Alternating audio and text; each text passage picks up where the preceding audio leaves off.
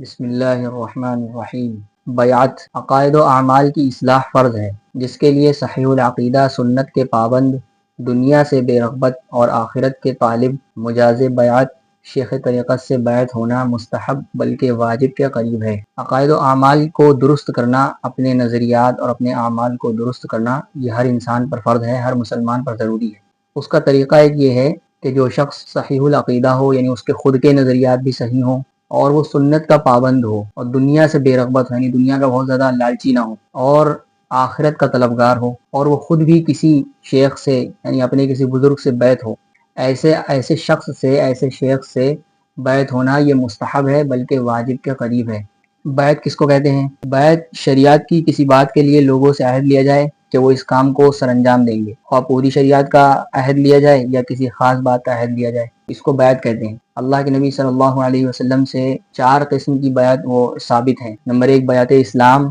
Number 2 بیعت جہاد، اور نمبر 3 بیعت ہجرت، نمبر 4 بیعت توبہ، جو یہاں پر مراد ہے۔ بیعت توبہ اس کو بیعت طریقت بھی کہتے ہیں، اور یہ اس کے متعلق ایک متفق علیہ مشہور حدیث ہے حضرت عبادہ بن صامت رضی اللہ تعالیٰ عنہ سے، کہ وہ فرماتے ہیں کہ رسول اللہ صلی اللہ علیہ وسلم نے فرمایا، قال رسول اللہ صلی اللہ علیہ وسلم وحوله عصابة من أصحابه بايعوني على أن لا تشركوا بالله شيئا ولا تسرقوا ولا تزنوا ولا تقتلوا أولادكم ولا تأتوا ببهتان تفترونه بين أيديكم وأرجلكم لا تعصوا في معروف فمن وفى منكم فأجره على الله ومن أصاب من ذلك شيئا فعوقب به في الدنيا فهو كفارة له ومن أصاب من ذلك شيئا ثم ستره الله عليه فهو إلى الله ان شاء عفا عنہ و ان شاء عاقبہ فبایعناہ علی ذلک۔ تو اس میں دیکھیے حضرت عبادہ بن صامت رضی اللہ تعالیٰ عنہ فرماتے ہیں کہ صحابہ کا ایک گروہ حضور کے پاس بیٹھا ہوا تھا، حضور نے ہم سے فرمایا کہ مجھ سے بیعت کرو اس بات پر کہ تم شرک نہیں کرو گے، چوری نہیں کرو گے، زنا نہیں کرو گے، اپنی اولاد کو قتل نہیں کرو گے، بہتان تراشی نہیں کرو گے، اور اللہ تعالیٰ نے جن کاموں کا حکم دیا ہے ان کی نافرمانی نہیں کرو گے۔ تو یہ بیعت طریقت ہے۔ اب اس میں جس شخص سے بیعت انسان کرے، اس میں یہ شرط کے درجے میں چیزیں ہونا چاہیے، یعنی یہ شرط ہیں کہ یہ چیزیں اس کے اندر ہونا چاہیے۔ نمبر 1 وہ صحیح العقیدہ ہو، نمبر 2 وہ سنت کا پابند ہو۔ ایسا نہ ہو کہ اپنے آپ کو شیخ کہتا ہو، اپنے آپ کو بزرگ کہتا ہو، آپ اس کے ساتھ اپنا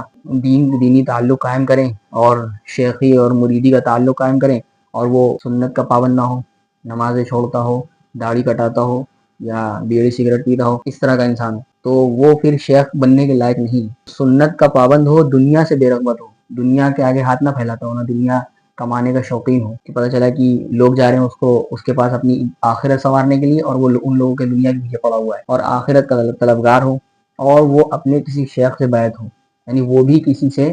آگے اپنے بزرگوں میں سے کسی سے بیعت ہو، تو ایسے شخص سے بیعت ہونا مستحب ہے بلکہ اپنی اصلاح کے لیے واجب کے قریب ہے، ضرور کرنا چاہیے۔ وسیلہ جائز ہے۔ دعا میں انبیاء علیہم السلام اور اولیاء اللہ کا وسیلہ ان کی زندگی میں یا ان کی وفات کے بعد، مثلا یوں کہنا کہ اے اللہ فلاں نبی یا فلاں بزرگ کے وسیلے سے میری دعا قبول فرما، جائز ہے، کیونکہ ذوات صالحہ کے ساتھ توسل در حقیقت ان کے نیک اعمال کے ساتھ وسیلہ ہے، اور اعمال صالحہ کے ساتھ وسیلہ بالاتفاق جائز ہے۔ اب یہاں فرما رہے ہیں کہ انبیاء علیہ السلام اور اولیاء اللہ کا وسیلہ چاہے ان کی زندگی میں ہو، یعنی کوئی زندہ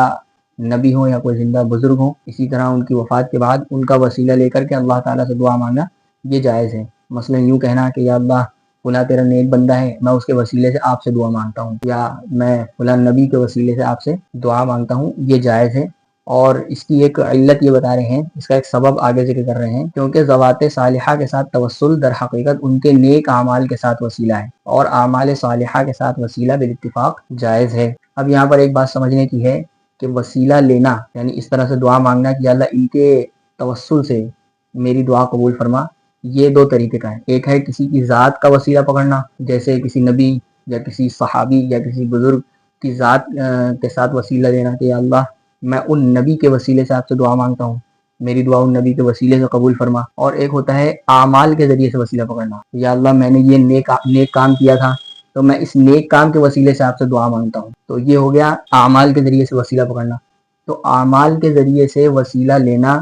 یہ تمام ائمہ کے نزدیک جائز ہے، ہر حال میں درست ہے۔ اور یہاں پر ذوات صالحہ یعنی کہ کسی نیک شخص کی ذات سے وسیلے پکڑنے کو جو جائز قرار دیا گیا، اس کی علت یہ بتائی کیونکہ جو نیک عمل سے وسیلہ پکڑنا ہوتا ہے وہ بھی تو ذات ہی کی وجہ سے ہوتا ہے. بھائی جو آدمی بذات خود نیک ہوگا، جو اپنی ذات کے اعتبار سے نیک ہوگا، وہی تو نیک کام کرے گا. تو جب اس کے نیک کام سے وسیلہ پکڑنا جائز ہے تو اس کی ذات سے وسیلہ پکڑنا کیوں ناجائز ہوگا؟ تو یہ اس کا سبب بیان کیا. فرمایا کیونکہ ذوات صالحہ کے ساتھ توسل اور در حقیقت ان کے نیک اعمال کے ساتھ وسیلہ ہے، اور اعمال صالحہ یعنی نیک اعمال کے ساتھ وسیلہ بالاتفاق جائز ہے. جنات، اللہ تعالیٰ نے ایک مخلوق کو آگ سے پیدا فرمایا ہے جن کو جنات کہتے ہیں. ان میں اچھے بھی ہیں اور برے بھی، اور جنات بھی انسانوں کی طرح احکام شریعت کے مکلف ہیں، اور مرنے کے بعد انسانوں کی طرح ان کو بھی عذاب و ثواب ہوگا. اور جنات میں کوئی نبی نہیں ہے. ان میں سب سے زیادہ مشہور اور معروف ابلیس لعین ہے. یہ فرشتے اور جنات اگرچہ ہمیں نظر نہیں آتے مگر ہم ان کے وجود کو ایمان بالغیب کے طور پر